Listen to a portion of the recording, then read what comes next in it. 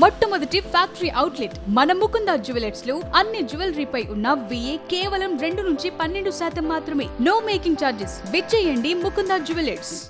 అమ్మ ఏమైంది నీ బిడ్డ ఏమైనా చెప్పుకునేదా? నీ మనవరాళ్ళు ఏమైనా చెప్పుకునేదా? నా మనవరాళ్ళు మా డాడీ ఎప్పుడు కొడతాడు, అమ్మమ్మ బాగా తింటారు అంటాడు, మీ తాతయ్య సాస్తాడు పోర్రే నా దగ్గర తింటానని ఉంటారు. మీ అమ్మ మీరు అందరు పోయి మీ తాత దగ్గరనే బతుకు పోరే. రోజు ఫోన్ చేసినప్పుడల్లా మమ్మల్ని కొడతాండే అమ్మమ్మ రారే, మమ్మల్ని తిడతాండే అమ్మమ్మ రారే.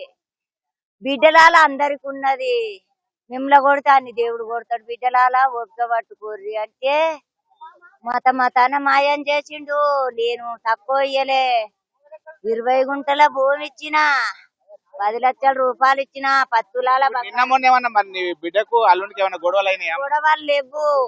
గొడవలు లేవు గాని చిన్న చిన్నగా అయితే అంటే కప్పుకొని నా బిడ్డ ఏం చెప్పలే, అవ్వ నన్ను సావు అంటాడు.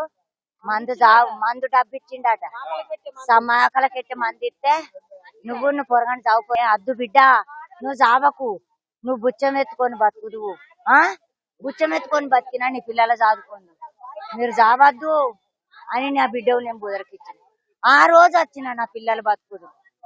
ఆ రోజు ఏం కోరుకుంటారు? చివరిగా మీరు ఏం కోరుకుంటారు? ఏం కోరుకుంటాను అంటే పిల్లలు వేయరు, పిల్లలు వెనక చేరి బొంద పెడతా, ఆయనకు శిక్షేసుడు,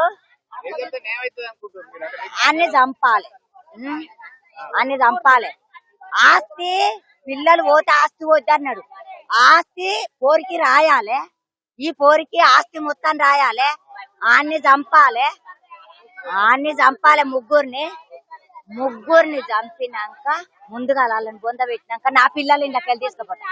ఇది మొత్తానికైతే ఏదైతే నిన్న అత్యంత దారుణంగా కూడా పిల్లలను హింసించేవాడు, ఎవరైతే పిల్లల్ని హింసించిన తర్వాత నిన్న కావాల్సుకొని బావి వద్దకు వెళ్లి ఆ పిల్లలను బావిలో పడేసి హత్య చేసిన తర్వాత ప్రమాదవశాత్తు బావిలో పడ్డాడు అని చెప్పి అటు క్రియేట్ చేసేటువంటి ప్రయత్నం చేశాడు. ఖచ్చితంగా తమ పిల్లలకు చావుకు కారణమైనటువంటి శ్రీశైలమైనటువంటి వ్యక్తిని దారుణంగా హింసించాలి, ఇప్పుడు తమ బిడ్డ బతికేం కావాలని చెప్పి అయితే కన్నీరు మున్నీరుగా విలపిస్తున్నటువంటి పరిస్థితి ఇక్కడ మనకు కనబడుతుంది.